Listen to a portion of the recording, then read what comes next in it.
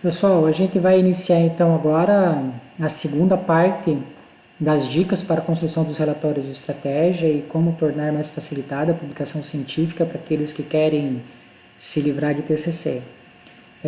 Lembrando que esse vídeo foi quebrado em dois tempos a pedido dos representantes de turma que nos informaram que vocês se cansam com vídeos de mais de 20 minutos. Então a gente está atendendo aí rigorosamente um pedido de vocês, né? Porque nem sempre a gente acerta, mas a gente nunca deixa de desistir, nunca desiste, a gente sempre tenta acertar e fazer as coisas que sejam melhores para vocês, né? Então a gente vai falar agora um pouquinho sobre resultados e discussão. Primeira coisa, resultados, plural, discussão, é só uma, porque você vai discutir de uma forma coesa os vários resultados. Então não existe resultados e discussões. Em outro local, em outro momento, sim. Mas aqui, resultados e discussão, ok? Bom, primeira dica. Inspire-se em bons autores. Vai na plataforma Cielo, procura um artigo bem citado. Na Cielo você consegue selecionar lá artigos mais citados, ou você entra na estatística e olha, escolhe um artigo que você gostou muito e inspire-se nesse artigo. Veja como eles construíram a estrutura. Olha, o meu trabalho, por exemplo, é sobre cadeia produtiva de bala de banana. Essa pessoa aqui, ela escreveu um trabalho sobre a cadeia produtiva de carneiro. Espera um pouquinho, mas o que carneiro tem a ver com bala de banana? Não tem nada, certo? Não tem. Mas você pode olhar a estrutura. Então, olha, aqui os autores que escreveram sobre a cadeia produtiva da carne do carneiro, eles fizeram um apanhado sobre a produção e os locais onde mais se produz no Brasil. Aqui eu vou fazer então da bala de banana, obedecendo a mesma estrutura. Depois eles falaram do estado deles. Então vou falar aqui do meu estado. Aqui eles colocaram a importância, a relevância, a qualidade nutricional, medicinal desse tipo de produto. Aqui eu vou falar do meu produto. E aí você vai traçando um paralelo. Inspire-se. Isso que eu estou falando para vocês não é plágio. Eu até hoje, busco na Cielo artigos que eu considero inspiradores e eu faço essa estruturação para que eu tenha uma assertividade maior. Então, a partir disso, a gente constrói também o nosso. Eu costumo buscar artigos totalmente diferentes daquilo que eu estou fazendo, mas vocês podem fazer isso, que é uma coisa que funciona muito. Então, em resultados, a primeira coisa que eu preciso falar para vocês, não use gráfico de pizza. Gráfico de pizza, brincadeira, tá, gente? É para quem está com fome. Use preferencialmente gráfico de torre. Por que não gráfico de pizza?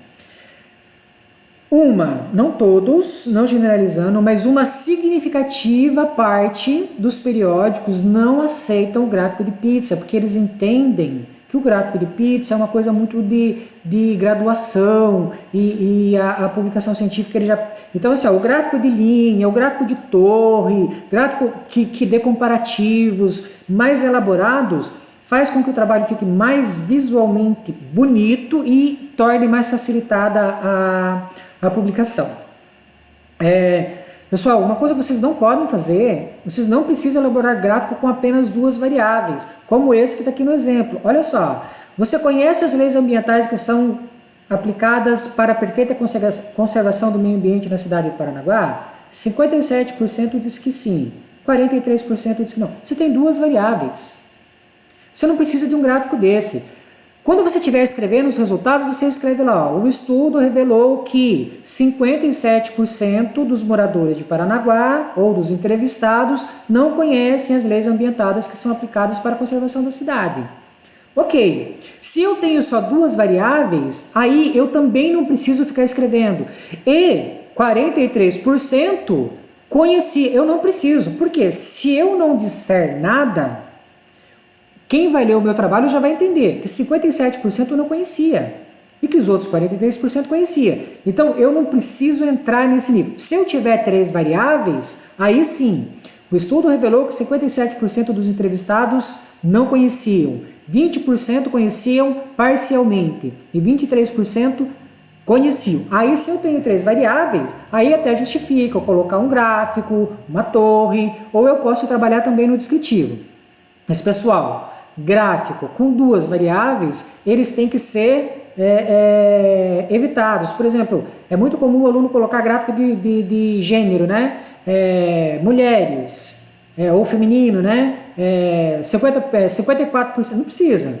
E tem gente que coloca lá, 57% eram mulheres, né? 43% não precisa. Se você está trabalhando dessa forma, coloca um, o outro vai ficar subentendido. Então essa é a primeira coisa. Na ciência, a gente tem uma brincadeira que é o pesquisador papagaio. Não seja um pesquisador papagaio. Nunca repita a mesma informação que está no gráfico, numa tabela ou na forma escrita. Então, por exemplo, aquela questão que eu falei lá, pessoal, esse aqui é um exemplo real. Esse aqui que eu estou colocando aqui para vocês é um exemplo real. Primeiro, os autores colocaram a pesquisa, olha só. Conforme pesquisa, percebeu-se que o grau de participação da sociedade parnanguara em assuntos de interesse público ligado ao meio ambiente, em fóruns e conferências, é quase ausente, de apenas 3%. Aí eles colocaram um gráfico aqui, ó.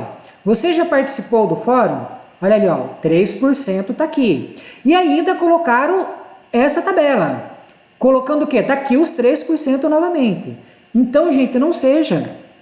Nesse caso aqui, antes da gente mandar para a publicação, é claro que a gente fez a limpeza. Mas eu fui procurar essa primeira versão para mostrar para vocês. Então é assim, ó.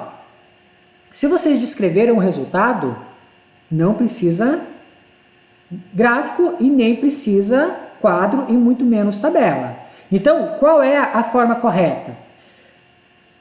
Eu fiz lá uma pergunta, eu tabulei minhas informações. Primeiro, se eu vou colocar se eu não vou colocar gráfico, eu trabalho no descritivo, que nem eu falei para vocês, né? O estudo revelou que a maioria eram homens com idade média entre 50 e 54 anos, trabalhadores da indústria. Ok, ó, estou fazendo um descritivo. Se eu vou colocar um gráfico, uma figura, uma tabela, então eu tenho que ter 3 coisas. Primeiro, eu tenho que fazer um preâmbulo. Eu tenho que ter um parágrafo antes explicando o que é aquilo. Segundo, eu tenho que apresentar o resultado de uma forma que seja autocompreendida. Figura, quadro, tabela, eu não tenho que fazer esforço para compreender. Se vocês colocarem uma figura e a pessoa tiver que fazer esforço para compreender, significa que a figura está errada. Se vocês colocarem uma tabela e a pessoa lê e não compreender a tabela, significa que a tabela está errada. E na sequência eu tenho que fazer uma análise de ou do resultado, que é aquele que está lá. Eu vou dar um exemplo aqui para vocês, um exemplo real. Essa semana a gente teve o trabalho do Alan publicado, vários de vocês viram na semana acadêmica. O Alan, ele é um aluno do 2º ano, muito dedicado, muito empenhado. Então, esse exemplo que eu vou colocar para vocês agora é de resultado. Observem como o Alan trabalhou. Primeira coisa, olha aqui, ó, ele fez o preâmbulo. Olha como que ele fez o preâmbulo. As competências como a necessidade de estabelecer novas formas de relacionamento com clientes, fortalecimento da inovação, estabelecer parcerias, ganharam destaque nos contextos das competências prioritárias a ser desenvolvidas após o início da pandemia. E colocou lá entre parênteses tabela 3. Aí embaixo ele colocou a tabela 3, índice de relevância das competências essenciais na percepção dos gestores no enfrentamento da crise da Covid. O que eu quero chamar a atenção de vocês, observa que aqui ó, tem 10 itens.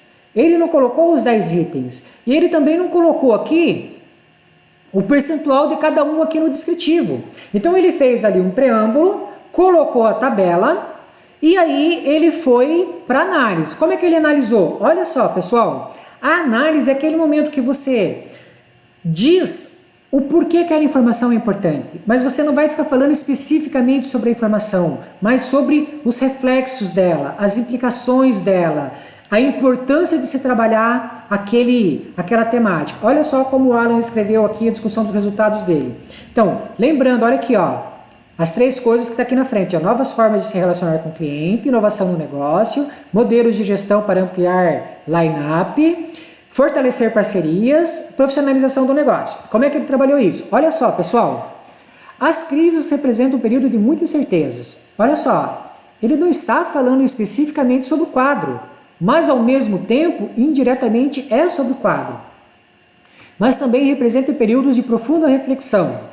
E nos períodos de dificuldade, urge que as pessoas reajam e pensem em soluções instigadoras e factíveis, adequadas a esses períodos. Assim como urge que os gestores repensem as formas de gestão adotadas e quais são as competências prioritárias que devem ser desenvolvidas para poder vencer o período de crise. Observe que ele está fazendo ali uma primeira análise daqueles itens por bloco.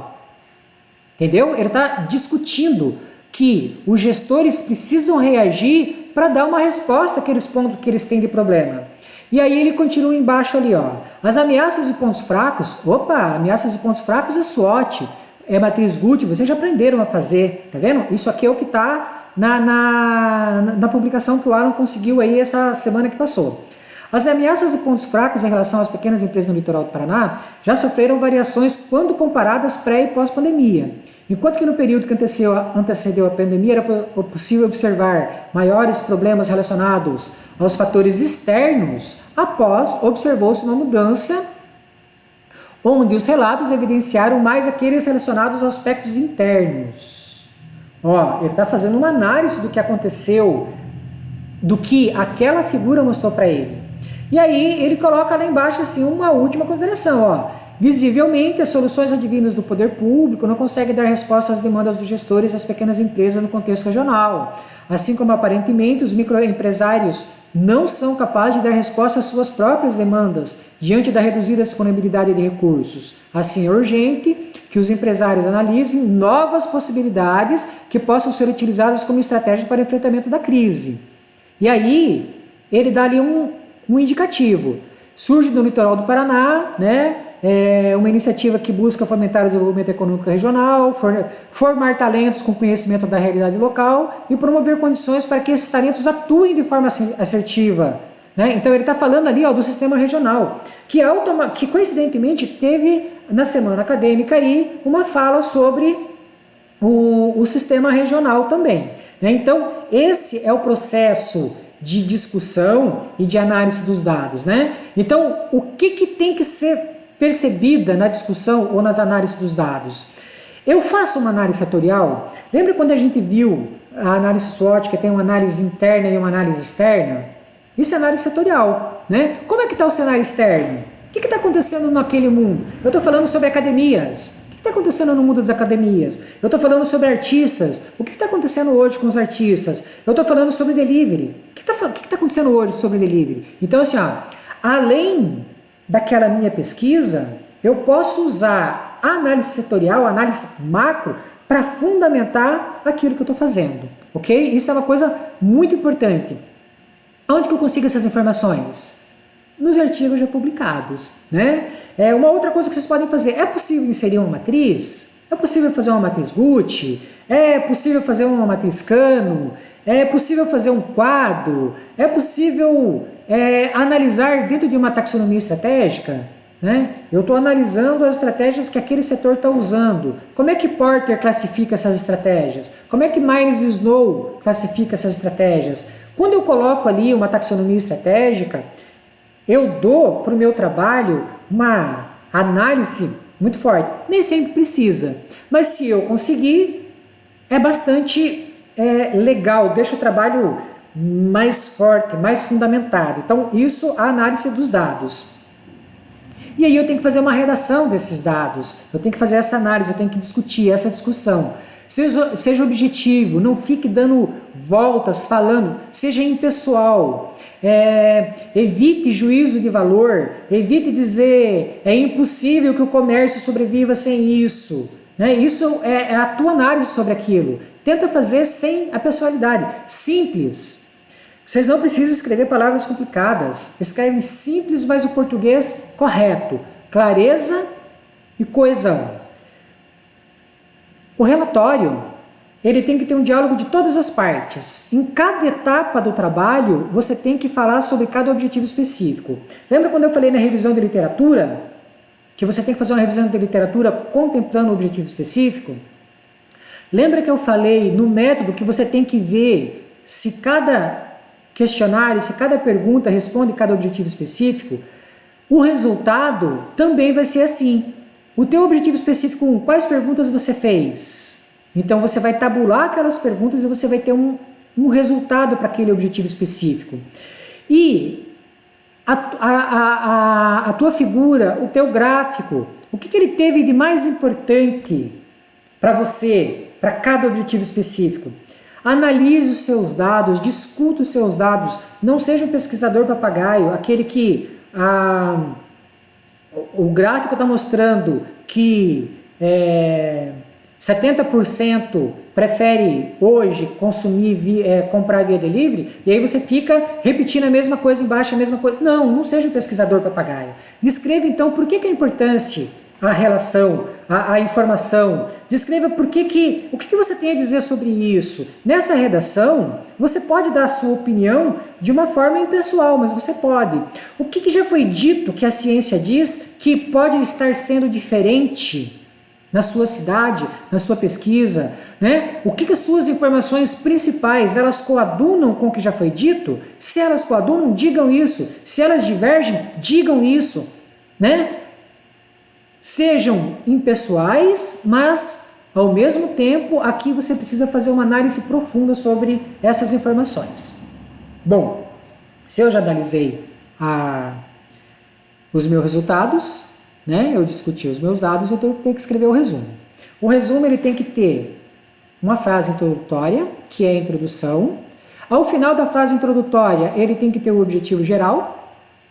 Aí ele tem que ter uma frase bem curtinha sobre o método, os 2 ou os 3 resultados mais importantes e a conclusão, ou as conclusões que vocês têm.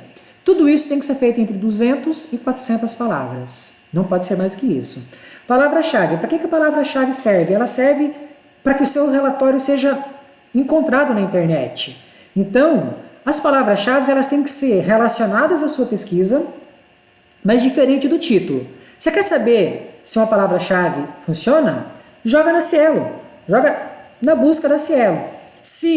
Quando você joga lá, por exemplo, estratégia, e se não vir nada de planejamento estratégico, significa que a sua palavra-chave ela não está correta. Então, quando você joga uma palavra-chave na Cielo, ela tem que trazer artigos relacionados ao conteúdo do seu manuscrito. E aí, nós chegamos então, pessoal, na parte das considerações finais. O que é que eu escrevo nas minhas considerações finais? Nas minhas considerações finais, eu vou lá, pego o meu primeiro objetivo específico. Qual é? E eu escrevo dando uma resposta para aquele objetivo específico. O que eu encontrei, o que eu não encontrei, o que ele representa, o que ele não representa, que tipo de informação que confere com a ciência, o que difere da ciência.